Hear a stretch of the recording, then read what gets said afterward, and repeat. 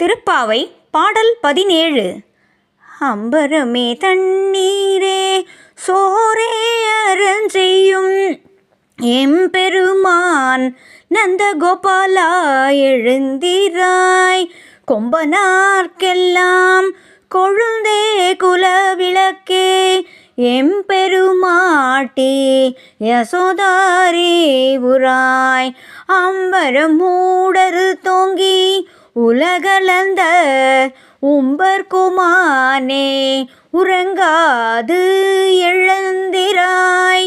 செம்பன் கழலடி செல்வா பலதேவா உம்பியும் நீயும் உறங்கெலொரெம்பாவாய் உறங்கெலொரெம்பாவாய்.